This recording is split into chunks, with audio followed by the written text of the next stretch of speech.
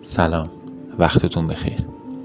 اضطراب همیشه خودش رو به شکل حملات پنیک نشون نمیده. گاهی تو قالب عادتهای روزمره‌ای پنهان میشه که بیشتر مردم به اون توجه ندارن. مثلا افراد مضطرب بارها و بارها یه فیلم یا سریال تکراری رو میبینن. نه برای اینکه خسته کنندن، بلکه چون این آشنایی براشون حس امنیت میاره.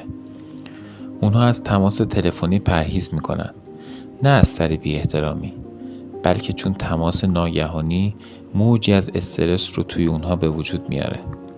شاید بعضی اوقات دیده باشین که کسی وقتی کنار خیابون ایستاده و ماشین ها براش می ایستن پشتش رو بهشون میکنه، نه از روی بی احترامی، بلکه چون دوست نداره مرکز توجه باشه. شبها خیلی از اونها نمیتونن توی سکوت بخوابن. باید حتما یه صدایی توی پس زمینه باشه، مثل اینکه تلویزیون رو روشن میذارن و میخوابن یا با موزیک میخوابن، چون این سکوت براشون سنگینه و با افکارشون درگیر میشه. به همین دلیل در طول روز مدام خودشون رو مشغول نگه میدارن، چون به محض اینکه سکوت میرسه ذهنشون شروع به آشفتگی میکنه. و مهمترین نکته این که اونها تلاش میکنن که همه چیز اطرافشون رو تحت کنترل داشته باشن.